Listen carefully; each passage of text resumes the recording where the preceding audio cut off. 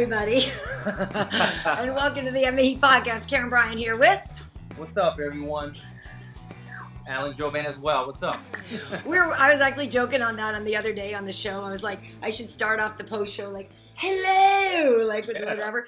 By the way, Alan, did you see the blooper of the post show that's out on the internet with me and Rashad? Are you involved? I didn't see it. It's something with you? Oh, man, what happened? So, before we went on the air, we practiced, I have like what's called the scenic and, like the cold open to the show or whatever. And so they'll have a shot of Las Vegas, and usually it's, a shot of the Strip, and then it'll come into the Apex. And usually, like Saturday night in Vegas, Alan Jouban kicked ass in the main event. We'll break it all down on the post show. Well, we were being goofy, and Rashad was doing his best impersonation of Harry Carey, the sportscaster from Chicago. So the thing comes on, and at first I'm like, well, welcome to the show, ladies. I'm like, Saturday night in Vegas, right? And I'm like doing this ridiculous voice.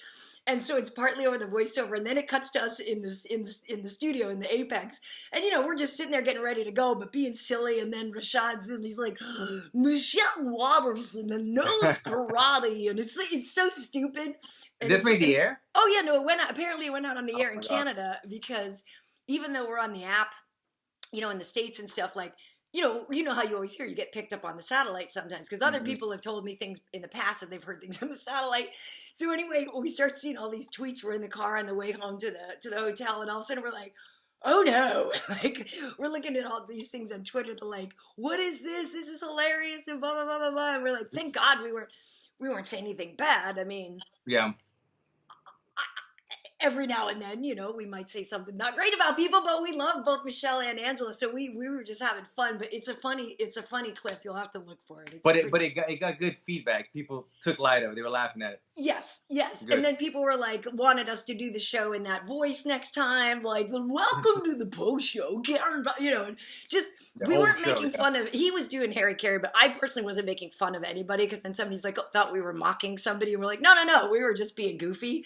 And you hear Anthony at one point be like, how much time do we have till we're on the air? And like, it's just like, we're just all goofing around before we're on, but it's pretty funny. So, yeah. No. So that went like down. A fun show. Yeah, it was fun. But how's your weekend? How's your training? Even my mom was asking. She's like, how's Alan feeling? What's the latest? Yeah. Feeling good, training good. I haven't signed the contract, but I did speak to the UFC. So I guess I haven't said anything yet, but I guess I'll say it. Looking like right now, November 21st in Vegas, I'm going to be fighting. And I'll just hold out on the opponent, because honestly, I forgot his name right now. Okay. It's a guy that's debuting, has a really good record. I can't remember his name, and I haven't signed a contract, so I'll just hold off on that in case it changes. But yeah, November 21st, UFC wants me back inside the octagon, so I'm excited. It's a little bit further than I wanted, to be honest. Yeah. I wanted something a little bit sooner, just because I've been training for 6 weeks now, and that's still another 9-10 weeks away. Yep. But you take it with what it is, and I'm just gonna just pull back a little bit, work on some technique, work on getting better, and then in 4 weeks, kind of flip the switch and start personalize my training on who that opponent is. Right. And instead of going so hard right away. But I'm excited just to get a fight again. I was getting a little worried. I was like, why am I waiting 2-3 months for a fight when there's guys fighting 3 times in a row right now during all the quarantine and everything. Yep. But yeah, October was booked up. I guess it saves me a trip to Fight Island. I can only just fly straight to Vegas, so that's a much shorter business trip, just a little bit further out. But I'm excited. I have a fight November 21st. Get back in there. I'll be fighting a couple days before my 39th birthday. I know, that's what I was going to say. I know your birthday's coming up around then. So hopefully I make that a great birthday week. Yeah, I hope so too. And, because I told you I talked to Sean before, and I was telling him, I was like, Alan's ready to go. And yeah, he had said that October was booked up. But I will say for you, even though, the next few things are about to be in Fight Island, but if I were you, I would keep letting them know when we come back from there. Like on Tuesdays, you should reach out to Sean and be like, I'm a 4-hour drive from Vegas, and I'm 8 pounds off of weight. You know what I mean? Because I've been working, the last several weekends, and we've had at least one fight fall off, if not more.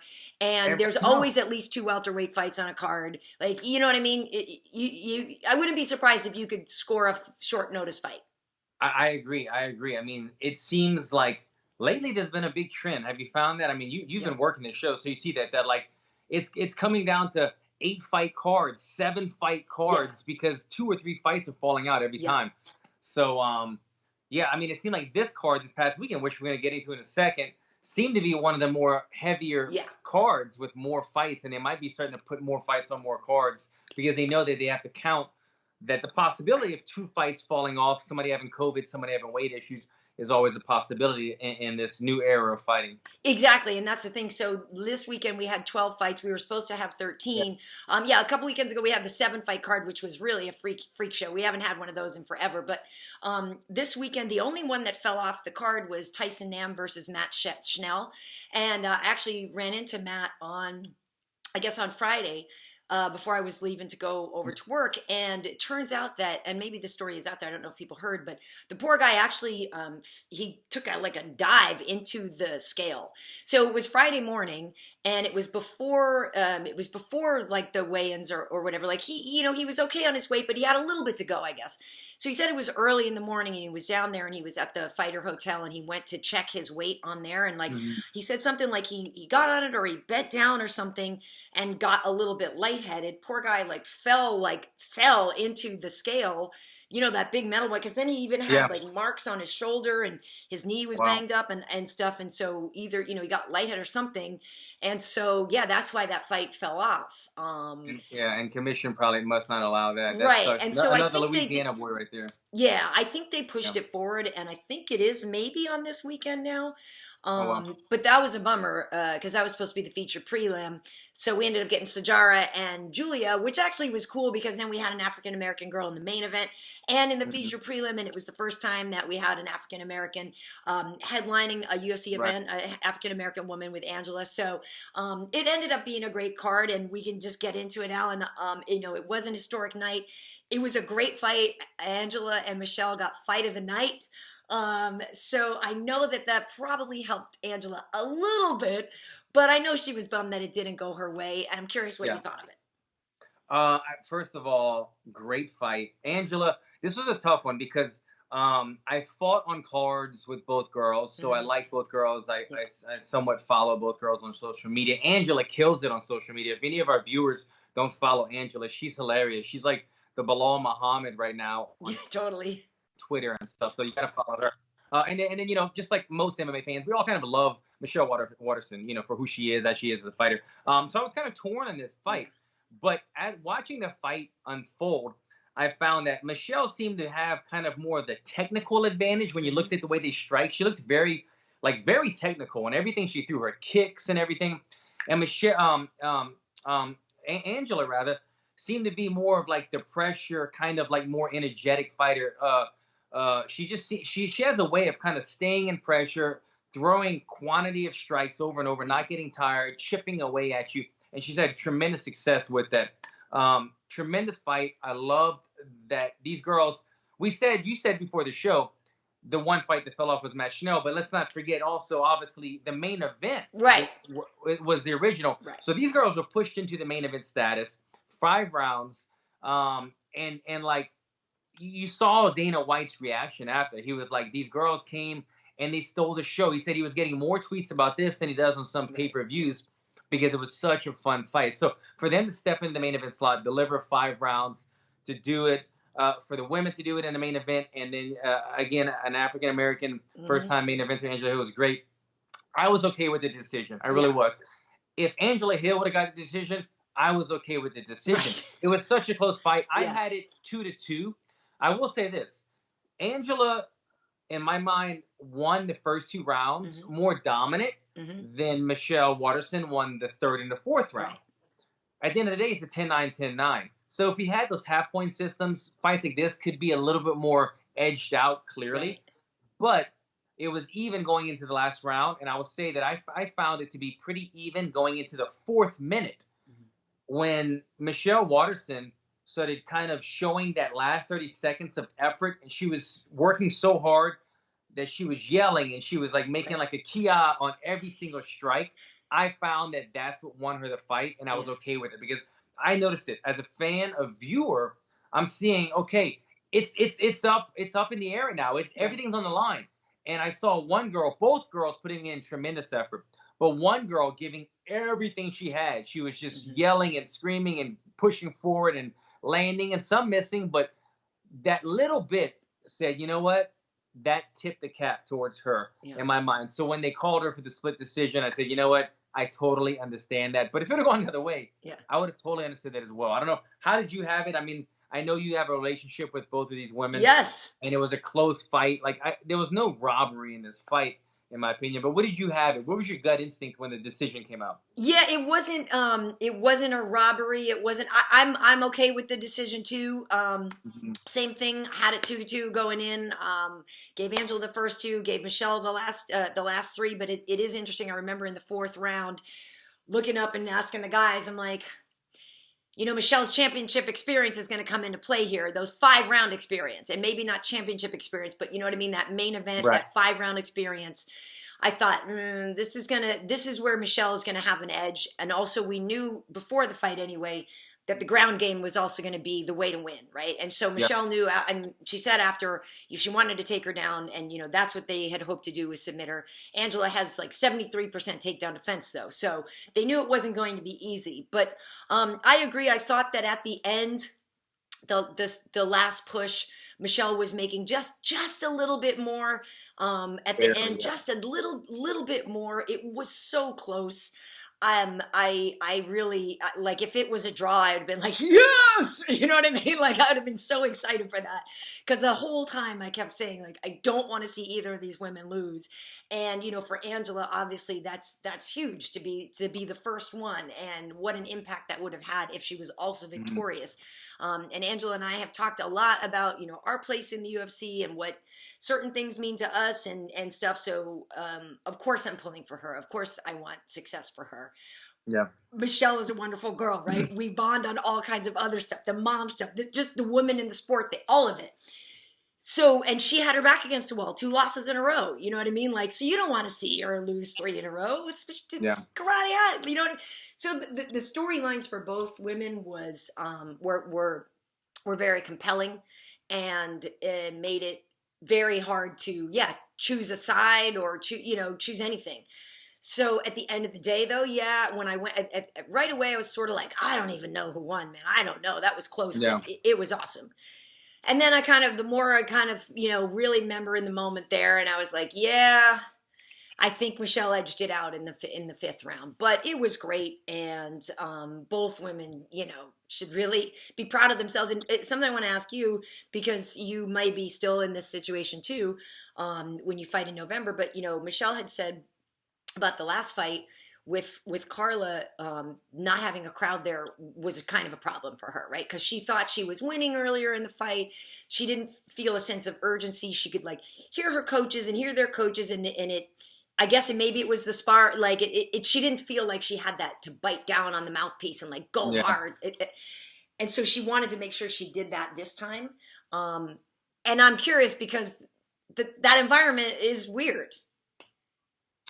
It's going to be an interesting dynamic. I thought about the crowd more on this card than I have on any of the other cards. And I don't know if it's because, A, I knew I had a fight coming up. Now it's kind of starting to really set in. Or B, there's no B. It was just A. It's now that I'm putting myself in the perspective of all right, now I have to fight without the fight. I realize, I do feed off of the crowd quite a bit. Mm-hmm. I do enjoy that. Some of my best fights, every fight of the night performance, I remember hearing that crowd and feeding off of it and reacting it. Now the crowd's not there, and I saw it might have been who's Tyron Woodley's trainer? Not Dean. Eve. Was it Eve? Eve Edwards. He said something. I think he was describing. I don't mean to get off topic. I'll bring this back to topic. It was Dean. It was probably Dean Thomas, right? Dean. I'm sorry. Dean Eve. Yeah, Dean. I apologize. Yeah. Dean said this, and I thought this was great. I think he was speaking about Tyron Woodley or someone else, but he was saying that, at a certain point, this is why he came out of this sport, because at a certain age, apologize if I lost you guys. There you go. He was saying at a certain age, you stop wanting to kill your opponent, and you'd rather just go out and have dinner with them, because it's just you get older. Yeah. And he feels like that maybe that's what was happening to Tyron, when I'm seeing that same aggression in him, and some of the other older fighters. And that impacted me, because I go, you know what? I'm going to be fighting my birthday week coming up I'm 39. And although I still feel I have that competitiveness in me, I don't think about killing opponents anymore either. I've said that. I said this before numerous times on shows that we've worked together, Karyn, where I used to say, I'm willing to die in this cage. Right. And now I say, no, I'm not trying to die, man. I'm just trying to get out of there with a good victory and a good payday and go take care of my family. So with all that said, it's tough. You take the roar of the crowd out of there and it becomes very quiet. And you're hearing your coaches and you don't have those emotions anymore. It's something that could play with the fighter chemistry quite a bit on certain fighters. Angela, correct me if I'm wrong, did Angela come from the Ultimate Fighter, though? She came from the... Yeah. Right, so she does have that experience in fighting in like kind of the smaller scenario type places. You know, Ultimate Fighter, there may be 100 people in the room surrounding the cage. But at least she does have that background. Whatever the case is for her, it's something that a lot of fighters need to start taking into account if they're stepping foot inside the octagon for the first time without having a crowd. And I'm certainly doing so. But I thought she fought great. I thought, again, both girls fought tremendous. It really just came down to what we said. Those last 30 seconds that I felt like Michelle gave that little bit slightly more effort that grabbed her the win from two of the judges. Well, and we will actually be talking about Tyron and Colby in just a little bit here on the show, too. Right. That's gonna be crazy. All right, so the co-main event, Ottman Azaitar versus Khama Worthy. So Ottman now, he's 13-0, undefeated. He came into the UFC last year. It was, UFC 242 or whatever, the one in Abu Dhabi with Khabib and Poirier. Came in, had this ridiculous knockout victory. Like, dude, it was Timu Pakalan. And he face planted this dude, and he was down, he was twitching, it was bad, like it was brutal. So with this fight though, Khama Worthy, like he's got a lot of flag, like this guy is on the come up. He's got a lot of talent. He's got kind of this herky jerky style. It's kind of tricky, you know. You don't always get your timing with him. But Ottman, we were like, you know, he's kind of more meat and potatoes, and he's heavy handed and just throws bombs. And that's what happened. A minute and a half, Alan. 1 minute 33 seconds, I think it was. And Ottman won that fight. When you have such belief in your power, and you also trust your chin, you can do amazing things. I mean, you've seen lots of fighters. Let's take Mike Perry. Mike Perry is another example. Probably not as technical as Azaitar. Am I saying his name completely wrong? Yeah, Azaitar.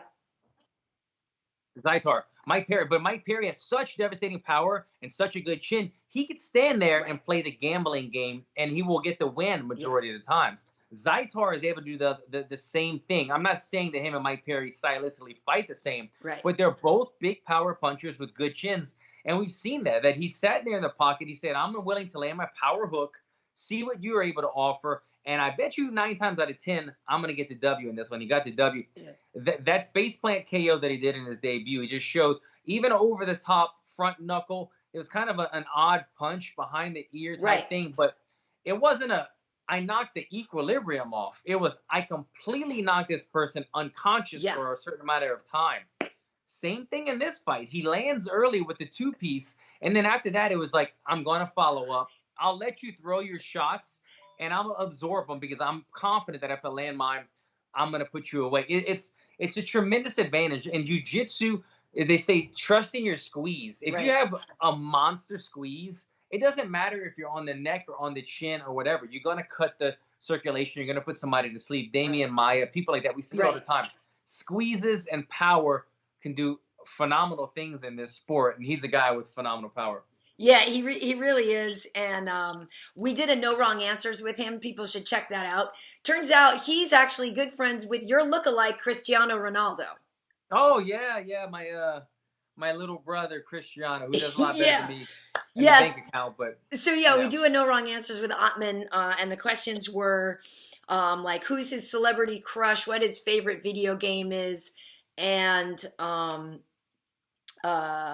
which video game celebrity crush, Oh, I'll have to think of the other one. I don't remember. Anyway, folks should check that one out because he ends up talking about Cristiano Ronaldo. And actually, Ottman has a nice outlook on the world. He's from Morocco. He's a solid guy. Really kind of believes in peace and love and unity, for humankind and stuff. So, it was nice to get to know him a little bit when we met him at the thing that Ali had that media day a while back at Tyson Ranch. So got to meet Ottman there, and like I said, didn't know wrong answer. So folks should check that out. A couple of other things on the card, Alan. The main one that really kind of had people freaked out was Ed Herman versus Mike Rodriguez.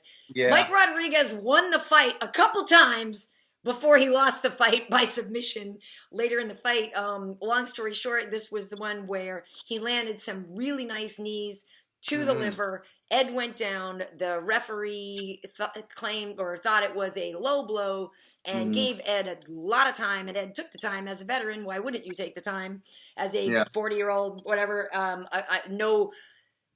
If you get time, take the time. But they were not low blows. He ended up turning the fight around and beating Mike Rodriguez via submission.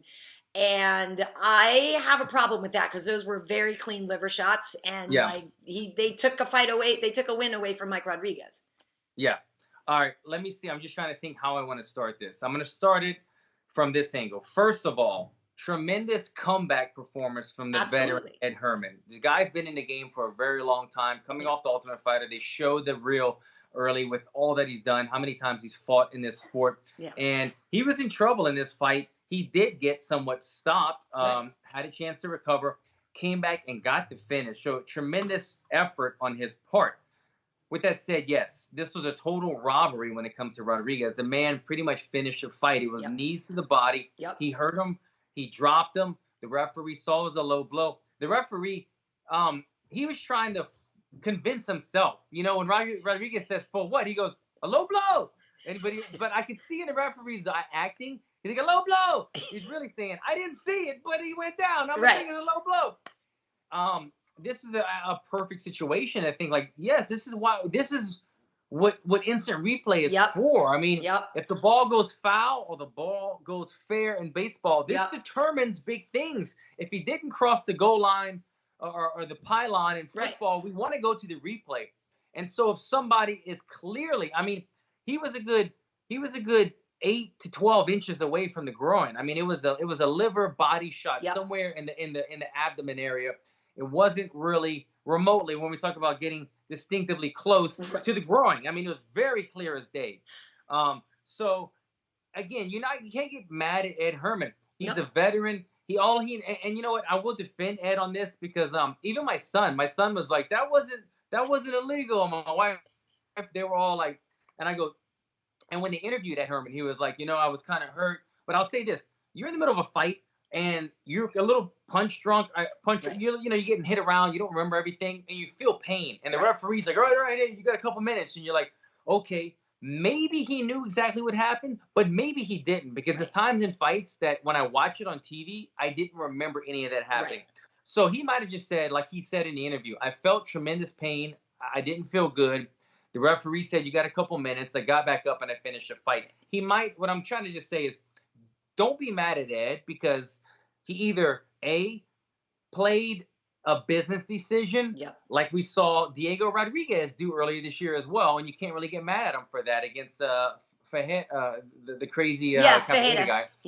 Fajeda. Or Pereira, right. One of those guys. Or B, he really didn't know what happened, and the referee was saying, look, you're in pain, take a 5-minute break and restart, and he just did what a fighter's supposed to do. So it really came down, the referee made a bad decision. And I don't know if the referee needs to be penalized as much as I think the decision needs to be corrected. They need to give that either a no contest or give him a win, or definitely, I think Dana White might have even said that he was going to give him, Rodriguez, his win bonus. Did I hear that? But repercussions or they need to make changes to the outcome of this fight. Not Ed. Again, Ed didn't do anything wrong, but you stripped a victory from a guy that deserved it.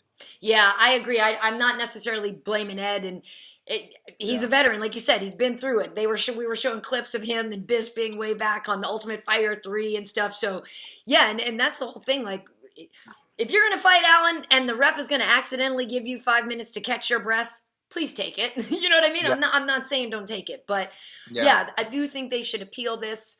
It does seem like Rodriguez would have a case for an appeal. So why would they not? My favorite part of the post-fight interview is when Mike Bisping interviews him and Ed Herman is like, "What's up, Mikey?" Yeah. they go way back. They go way back or something. Yeah, they go way back. They go way back. Yeah. Also on the card though, our buddy Bobby Green winning another fight. So Bobby Green now has won 3 fights in 2020. There's about like 6 people that have won 3 fights this year. Angela actually had the opportunity to join the list, but it's like Youssef Zalal, our boy D-Rod that trains with Joe. Who else? Kelleher, I think. Neil Magny. And I'm trying to remember my stuff from work the other day. There's basically like 6. Oh, and Merab Dvalishvili. Yeah. So I got pretty good memories. And what's his name? What's the guy's name? Oh, Khamzat Chimaev. Khamzat's fighting this weekend.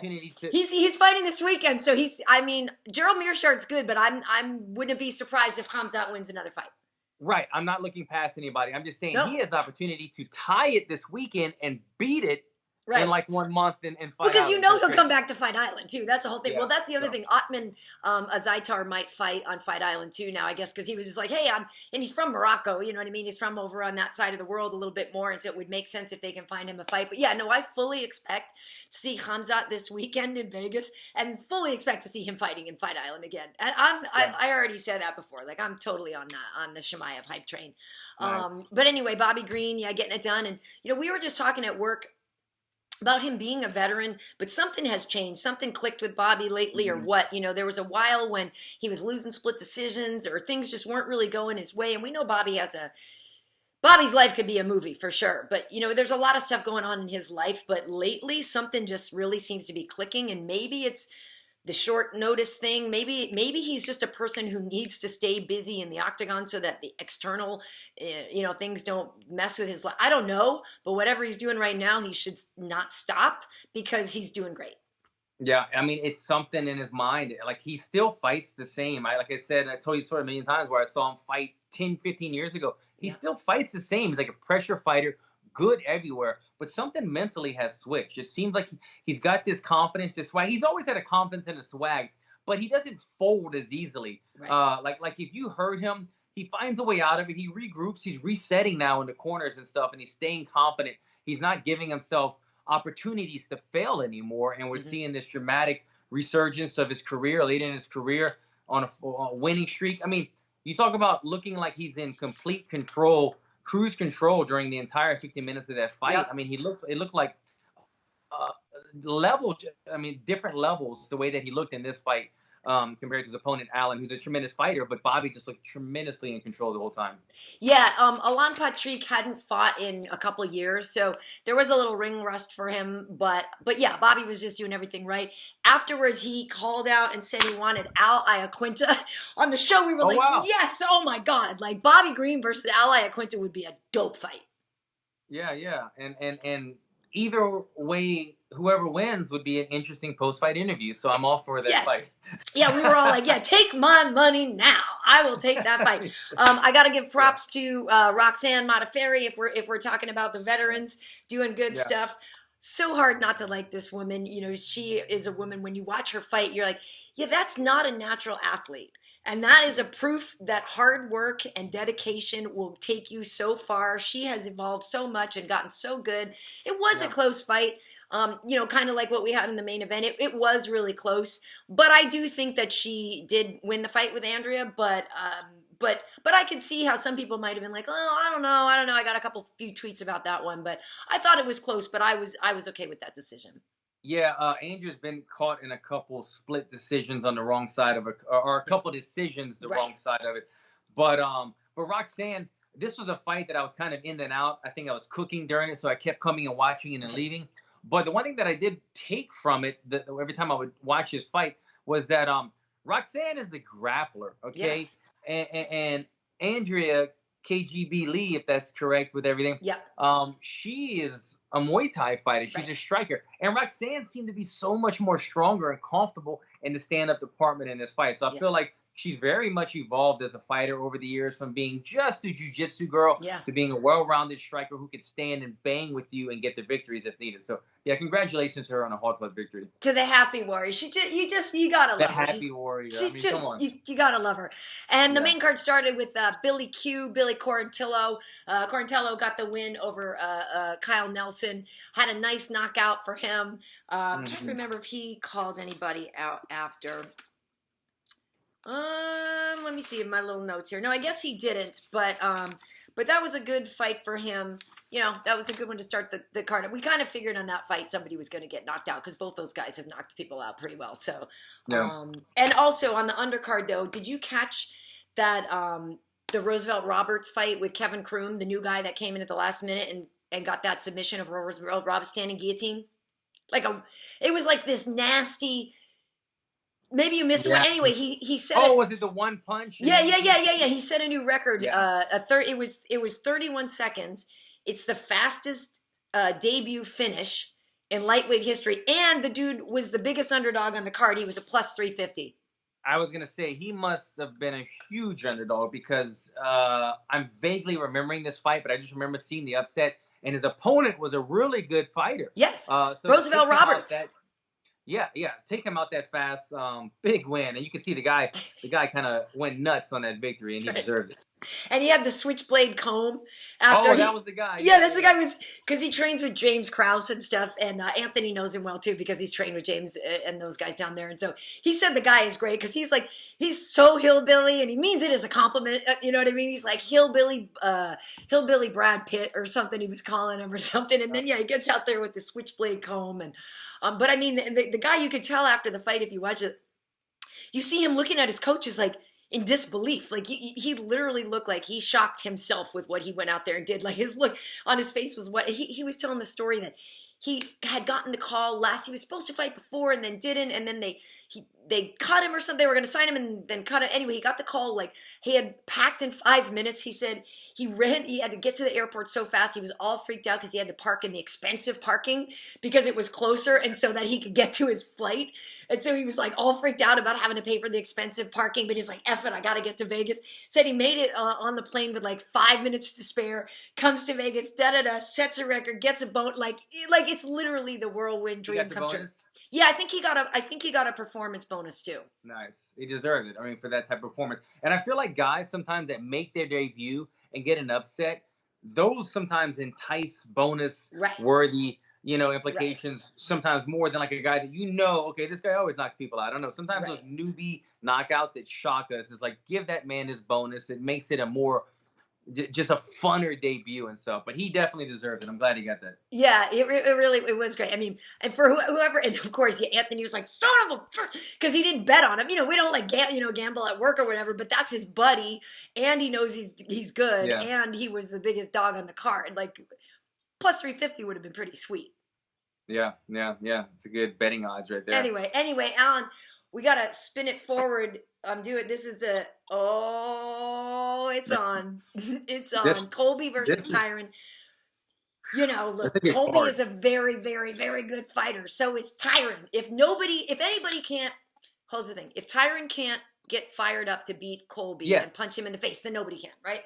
Then exactly what I was talking about earlier, that Tyron is at a place in his life where the aggression, the anger that sometimes is needed. It's good to fight level-headed, but it sometimes is needed to get yourself up for the job.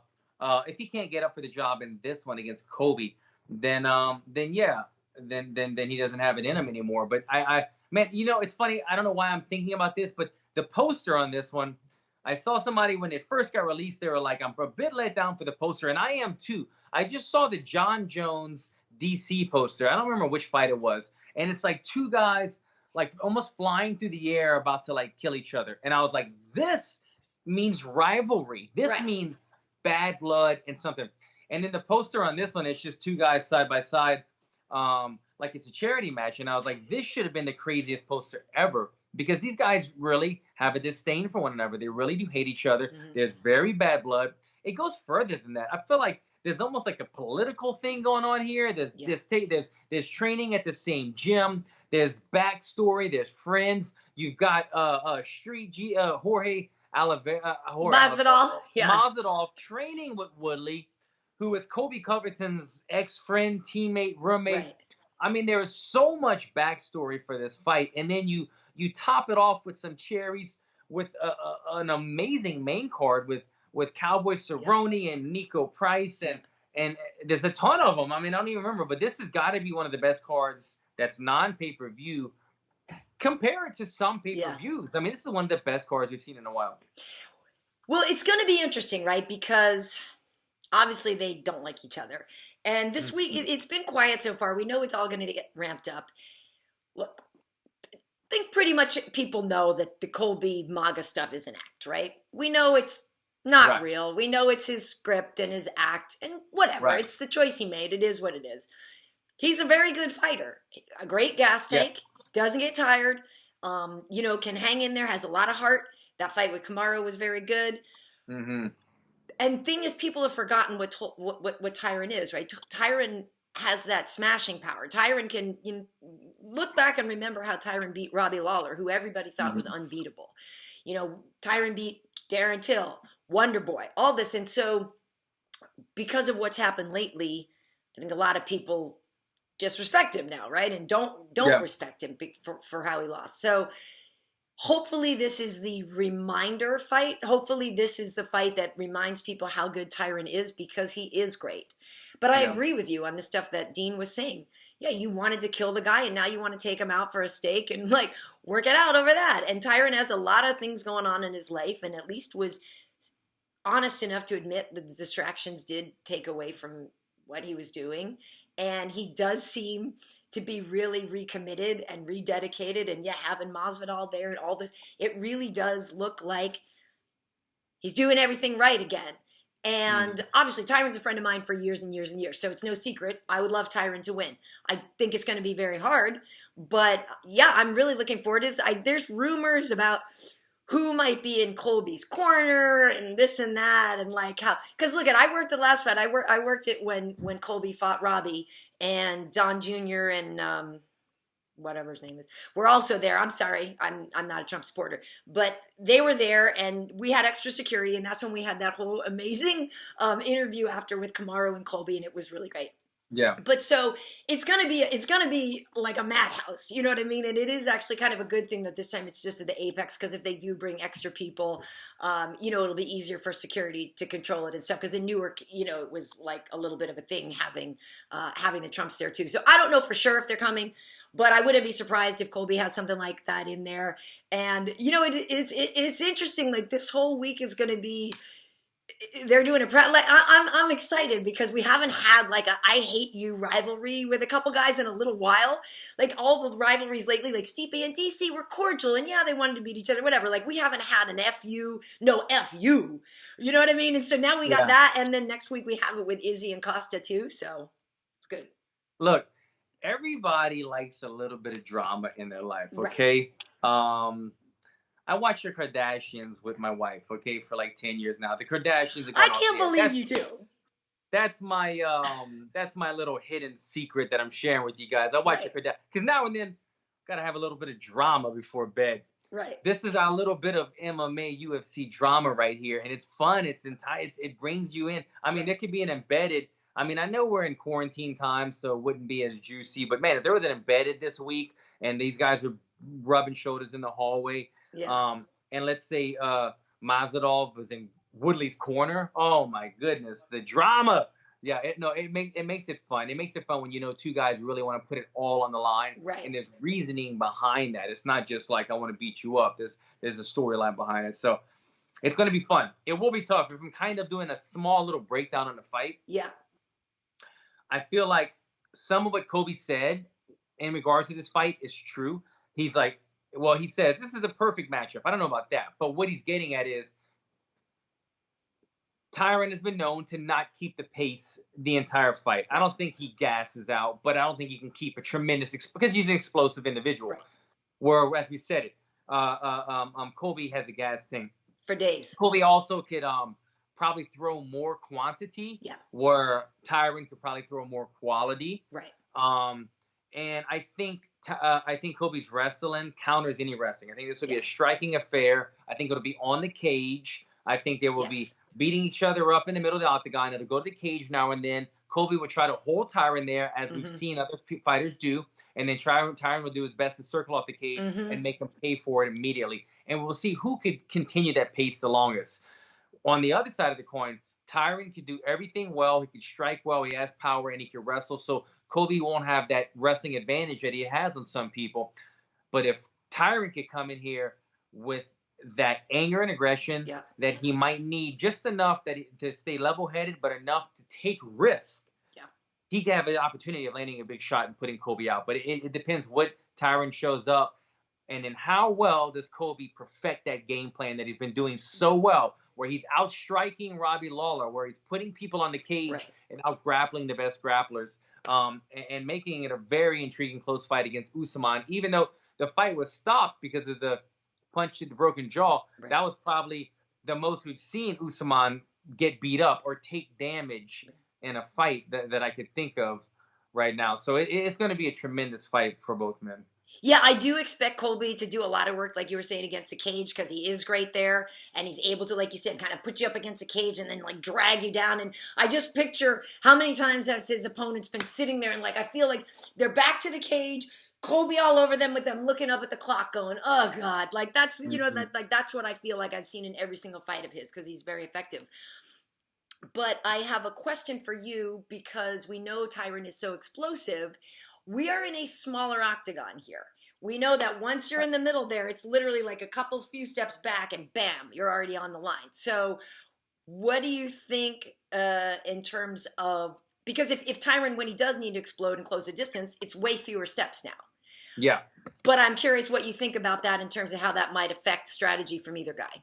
Well, we've seen the Apex Center deliver much more fan-friendly fights with that 25-foot octagon rather than the 30-foot pay-per-view. Right. So that does play into his favor.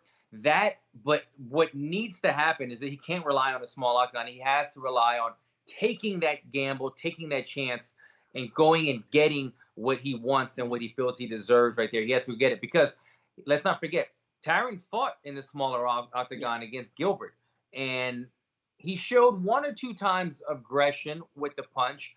Gilbert was able to take it, though, and still push forward and do what he had to do against Tyron. So the smaller octagon isn't always going to be the key to victory. I know, but that's not what you're implying. But it won't always be to his advantage if he doesn't back it up. So he needs to back it up in this fight. Back it up by punching power is what I mean. Right. Yeah, it's gonna be so good. Like it's gonna be bonkers. I mean, you could have a crap card in just this headline main event, and I would be all ears, all eyes on this fight. But then you lay in all these other fights, and damn, I mean, this is a treat from the UFC. It's free on TV. It's a bunch of great fights. I got to just make sure that the sound is up. Everybody else, I just want to be tuned in on this so we can talk about it the next week. And what do you make of the Niko Price Cowboy Cerrone co-main event? Because obviously you have fought Niko Price. I know Cowboy is somebody that you would love to fight. And at this stage in his career, you know, Cowboy maybe isn't the Cowboy he was a couple years ago. He's been more beatable, but at the same time, Niko's the kind of guy that might be the kind that just gets kicked shin to face and goes down from Cowboy. You know what I mean? Like I'm not sure what to expect, because Niko is surprising. I don't want to say surprisingly good, but he's good. Like he's good. Well, I know what you mean when you say surprisingly good, because here's the thing. Niko's really good, but he makes a lot of mistakes. Like Niko will get caught. Niko can get hit a lot. He can get submitted. He can make mistakes. But he has this ability to, like, in odd positions, we've seen him knock people out from the ground twice from his back. We've seen him do things and submit people from weird positions. Right. So he has a comfort in uncomfortable positions. He's able to scramble well. And he has a lot of power. He hits very hard. I could tell you, obviously. Yeah. So I think even though Cowboy could land something, I think this is a difficult fight for Cowboy.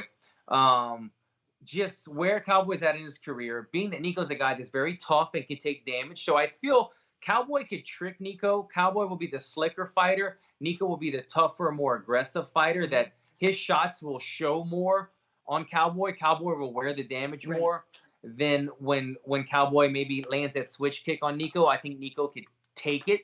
And then also Cowboy, I'm not trying to dissect this too much, but Cowboy just had his second baby a couple of days ago. So he's got a new baby in the household, and he's in training camp and things going on. It's a lot. I mean, Cowboy's a veteran, maybe sleeping in another room, but as most of you that have kids know, you have a new baby, you have kids, your wife's been 9 months pregnant this whole training camp.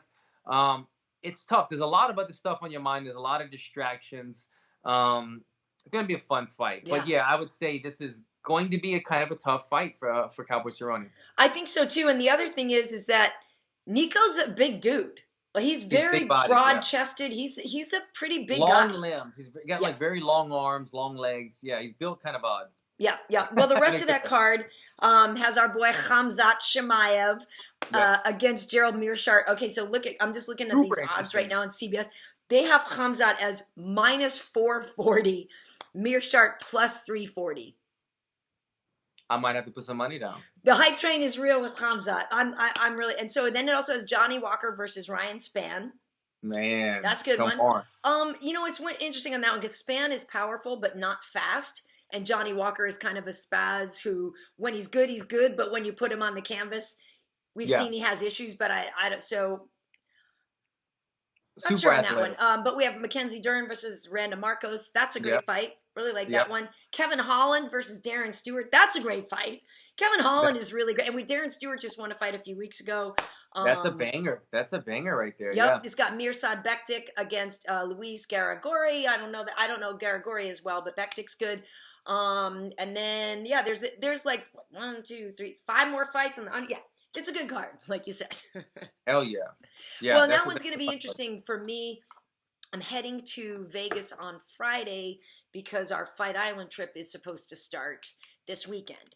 So I'm actually not working the Tyron fight, I don't think, but I'll be there. And so I don't know, it's going to be funny. Like we might all actually be in the air when that fight is happening. So it might be the type of thing that I don't get to see it until I land, in Abu Dhabi. But it's going to be great. I mean, actually, maybe we could get it on the plane. I wonder.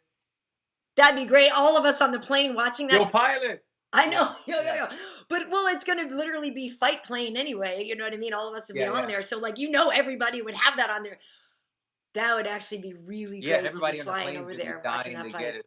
Somebody might have the hookup on the plane, I guess. Yeah, maybe. Anyway. But yeah, so it's been good. And I got to be honest, it's fun with all these cards chugging along, partly your head spinning because more fights this weekend, but I know football is back too. Yesterday I was watching the U.S. Open, so I don't know how your football teams did. The Patriots won, but I didn't get to see it. They played the Dolphins. Yeah, I saw Cam Newton got 1 or 2 rushing touchdowns. Nice. But the Patriots got the W, right? Yes, they did. Your fellow leader, Tom Brady, is now a Buccaneer and he played my Saints. And I tell you what, Tom Brady came out opening drive, threw a couple passes, got a rushing touchdown. Tom Brady. It was a quarterback sneak, but it was a rushing touchdown. I was like, damn. We got Tom Brady in our division now. But then Drew Brees came through, put a few of them in there. We got the win. Yeah, they're saying this could be like a championship game material, Bucks versus Saints. So opening game. But yeah, we're 1 up. I'm just happy something about football coming on. I was really excited. I've told you we've talked football over the years, but I used to be a diehard football. Last 5 or 6 years kind of fell off just because of fighting. Right. But I hadn't been this excited for a football season in quite a while, just because it feels like normal life again. So it was fun to see the football game. I kind of enjoy how they pump the crowd noise into the arenas. It makes it, feel not as empty. And so that I enjoyed that. I don't know if it would work as well in fighting, but I think it works well in the NFL. Yeah, we were watching a little bit of the Rams game, and Wade kept going. He's like, am I hearing something? Or are they piping crowd noise in there? And I was like, I don't know. I mean, there's just, in general, even if you had the minimum amount of people on a football field, you still have a lot of people on a football field, you know? So I was like, I don't know, maybe it's just this or that. I didn't know who they were pumping in crowd noise or what. I don't know. So they're able to do, I forget what they said, 7.5 decimals or something. Like that's I think there's like a number that they're able to do. And so everybody's doing that. Okay. But the crazy thing was one of these teams, I think it was the Indianapolis Colts or one of those teams, they were able to have fans. They were the only team. They had fans in the stadium. It was a very limited amount. Right. But there was fans trickled out. And I was like, holy crap, there's actually states opening up fans in the football game. So it was very encouraging and nice to see in a way. Yeah, I mean, look, I definitely hope things go back to normal. And it's weird, getting a little bit of that. Because when I've been going to and from Vegas, so I'm in the airport and I see that, it's not overly busy, but there's a lot of people still going to Vegas and stuff like that. But we stay off the strip, so I really don't have any idea what it's like over on the strip and what's going on, over there. I still don't go out to eat and all of that. But yeah, football does feel like normalcy, right? And you're like, wait, it's Sunday, I can kick on a football game again. Like, so it felt great. But yesterday I was watching the U.S. Open. I missed the Naomi Osaka on Saturday because I was at work. But the men's final for the U.S. Open tennis was phenomenal. The Zverev and Dominic Thiem, they played a 4-hour tennis match, Alan. 4 hours. They had literally, by the end, both of them, their legs were cramping. And they're there. Anybody, I know everybody doesn't follow tennis, but long story short, you have to win 3 sets. It went to 5. It went to a tiebreaker. So then you're literally just playing for like the one last point. It literally got down to the most insane thing. And both guys' legs are cramping. Like they told the announcers were talking how the guys are like sharks out there because they were like, if they stop moving, they're gonna stop moving. So it was crazy. So you're just watching these guys, and one of them was only 23, and I mean they're younger, but you could see them, the fatigue, and then the guy's still serving at 135 miles an hour, 4 hours into. My mind was blown, but yeah, literally they're playing, and you could see them trying to shake out their legs and like shake every single thing out because they're like, yo, if they stop moving, their whole body's just going to cramp up, and they're not going to be able to move at all. So they just kept walking around and walking around. It was crazy. 4 hours. 4 hours. Game. That sounds like a Kenny Johnson wrestling practice. 4 hours long. Oh my God, that's a lot. Yeah. All right. Well, cool. So anyway, yeah, like I said, heading to Fight Island. So for the pay-per-view, I will be doing the Facebook stuff, the quick hit stuff. So obviously it'll keep people informed and everything that we're doing. So you'll be doing the Facebook stuff, and then I'm working the 3rd and the 10th, doing the reporting and stuff. And the 3rd is when we have the Glover Thiago Santos fight. That was supposed to happen this past weekend, so that one got pushed ahead to then.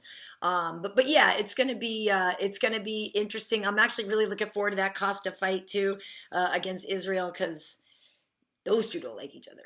I'm probably more excited for that fight than all the other pay-per-views coming up. So and honestly, Dana too was saying that he's like, I think that's going to be the fight of the year. He's like really, really fired up for that one. But cool. But yeah, once again, so we have that No Wrong Answers with Ottman, if people want to check that out. And actually, we have one with Woodley too. We'll put that one back out this week. It's already online, but we have a No Wrong Answers with Tyron too. Yeah. Anything tomorrow? What? Oh yeah. Wait, it's like anything tomorrow. Tomorrow's our anniversary. That's right. Yeah, we got married in we started dating in 99, got married in 2001. So tomorrow's our anniversary. So hey, happy anniversary. Yeah, thank you. Yeah, we can't. Well, we want to go out to dinner, but I guess the place we're going isn't open tomorrow, so we will go out on Wednesday. So right on. Yeah. When's you guys have been married how long?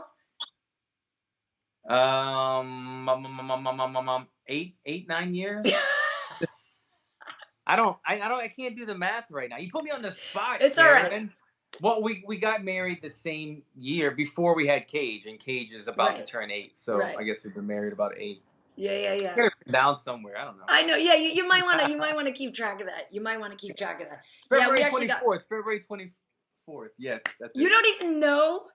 I know. I just I don't think of it. February 24th. I knew it. Whatever. Yeah, no, we got married 4 days after 9/11, so it's kind of hard for us to forget ours. Yeah, wow. Yeah. I got you. Yeah. All right, and speaking of weddings and anniversaries, Wade is our producer, also my husband. You can follow him at Wade Eck, across the board and everything. If you're watching this on YouTube, please hit the subscribe button. But we also put these out as audio files, so he has them all there at MMA.audio. Obviously, they're all in MMA Heat as well. And you can find me, Karyn Bryant, on YouTube and KB Heat on Instagram, Karyn Bryant on Twitter. Where can folks find you? Yep, and nice and easy for me, guys, at Alan Jouban, all social media, because I can't remember all the other stuff, the numbers behind it. I don't, so I just keep it nice and simple at Alan Jouban. Right. Give us a follow, guys. Thanks for tuning in. All right, and when do you think we'll get that official fight announcement for you? Yeah, I got to get the contract. They called me up and I said, let's rock and roll. And that was like Friday or something, and I haven't seen a contract yet, so I'm just kind of seeing if all parties agree and happy with it, and then once that's done, I'll let you guys know. Cool. I know everybody's looking forward to it. Me too. Big time. All right, folks. Thanks for checking out the show. See you next time. Take care, guys.